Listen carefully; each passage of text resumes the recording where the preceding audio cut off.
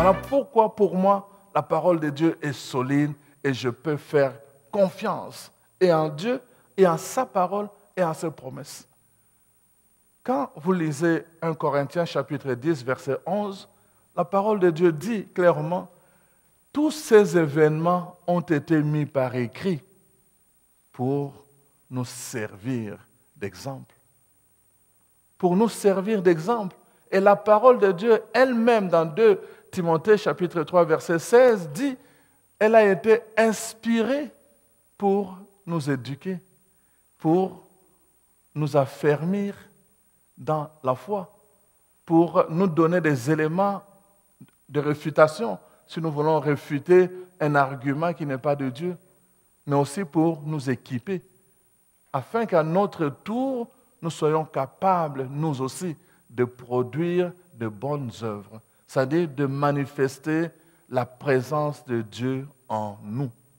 Voilà pourquoi la parole de Dieu nous a été donnée. Elle est solide. Elle est solide. L'abbé Jacques l'a rappelé hier dans Isaïe 55. Elle est comme la pluie, quand elle tombe, elle fait germer. Elle fait germer. Et Romains 1, verset 16 nous dit, elle est même comme une dynamite, dont une puissance. Dès que vous avez un obstacle, un rocher devant vous, vous mettez du feu, pouf, ça fait éclater l'obstacle et vous tracez un chemin devant vous. La parole de Dieu est comme cela, une puissance.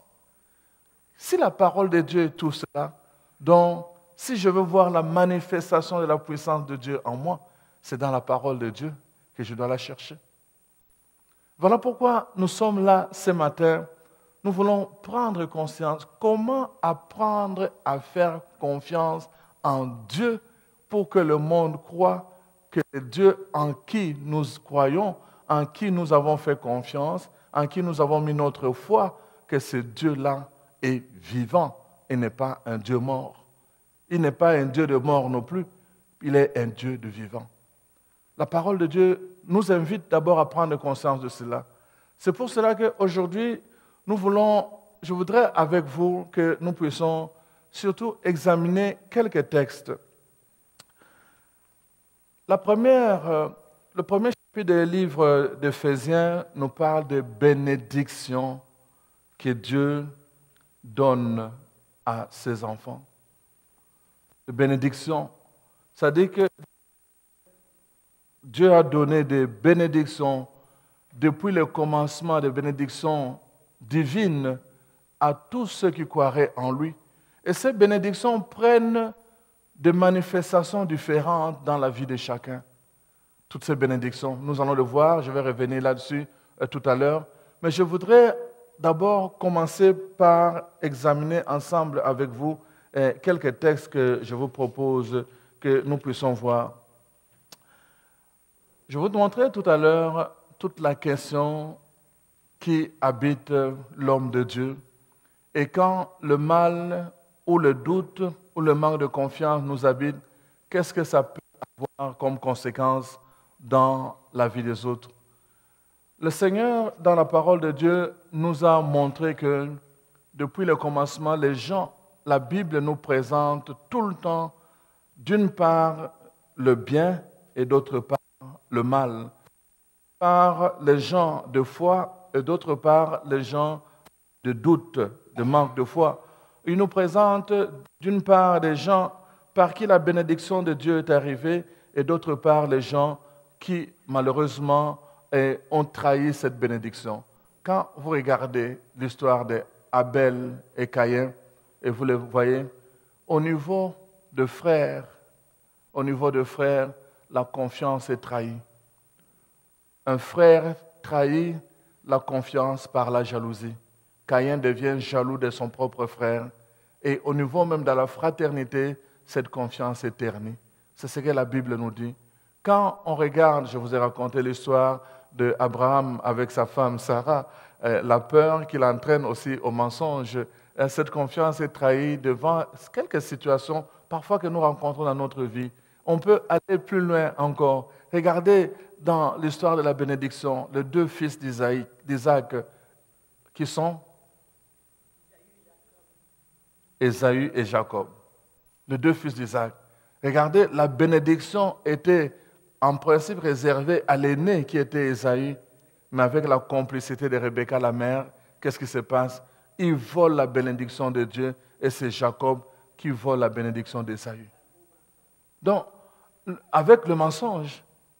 Donc, vous voyez un peu, la Bible nous trace l'histoire des humains, comment, quand je vous dis qu'il n'y a rien de nouveau sous le soleil, comment les humains ont tout le temps trahi cette confiance et les répercussions que cela a eu au niveau des rapports interpersonnels. Mais aujourd'hui, je pense que le Seigneur aussi voudrait nous éduquer à la foi.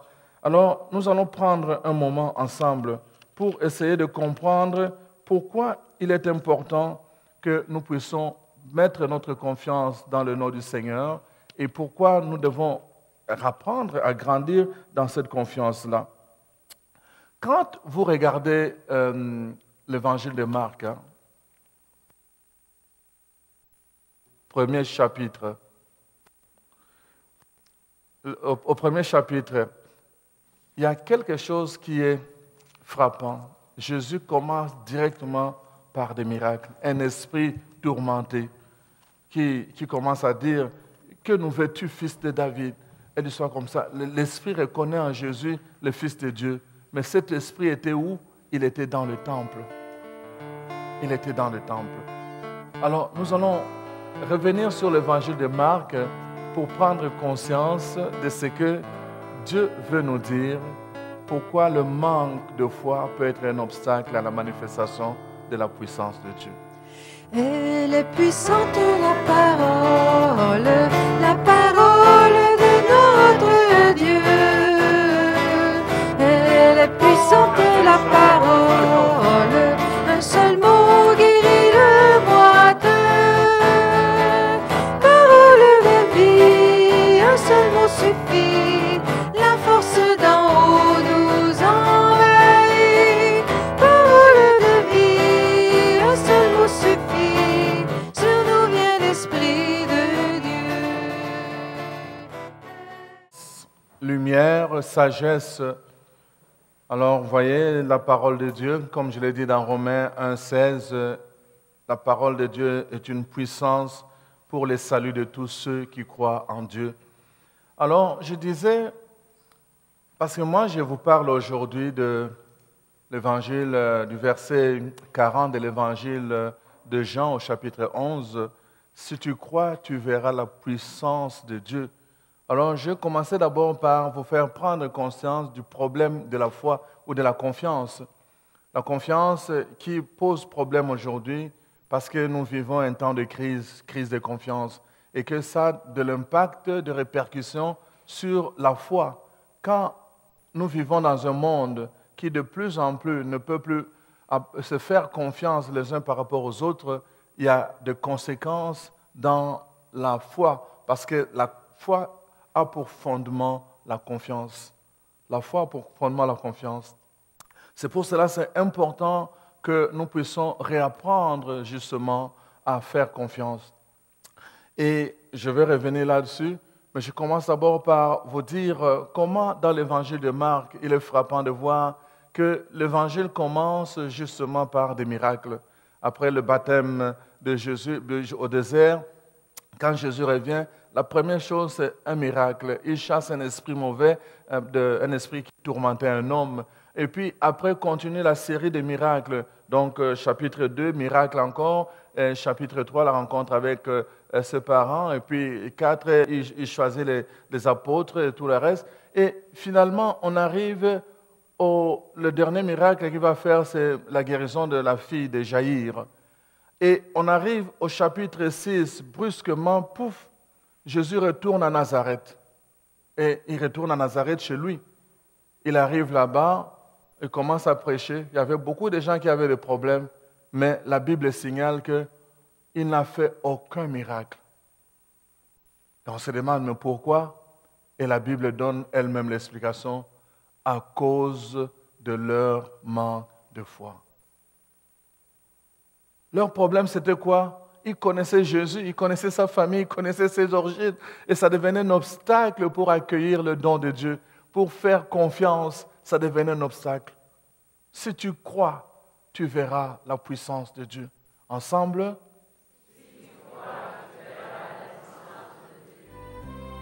cette émission a été rendue possible grâce à vous. Foi et Télévision chrétienne apprécie énormément votre soutien spirituel et temporel. Si vous ne faites pas encore partie du réseau de soutien de Foi et Télévision chrétienne, nous vous invitons à faire parvenir votre contribution à l'adresse indiquée à l'écran. Que le Seigneur, qui ne se laisse pas vaincre en générosité, vous le rende au centuple. Moi, je suis venu pour que les hommes aient la vie en abondance. Dans cette nouvelle série, l'abbé Jacques Kabangou cherche à éveiller en nous ce sentiment d'appartenance au Dieu qui donne la vie. L'homme ne peut pas subsister sans Dieu, sans amour. Ne tardez pas à vous procurer ces DVD en faisant parvenir votre chèque à l'adresse indiquée à l'écran.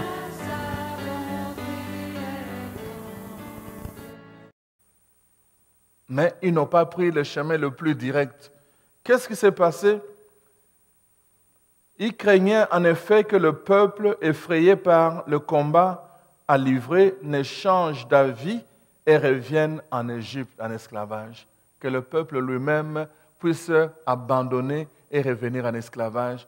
À cause de ça, c'est pourquoi il les mena par le chemin détourné à travers le désert. Il le mena par le chemin détourné à travers le désert. Qu'est-ce qui va se passer à travers le désert? Dieu va apprendre à son peuple comment faire confiance rien qu'à lui seul. Il va les éprouver. Je n'ai pas le temps parce que ce n'est pas mon sujet. Je pouvais vous montrer 10 épreuves que Dieu a mises sur le chemin du peuple pour les éprouver et les amener, les éduquer à faire confiance. 10 épreuves.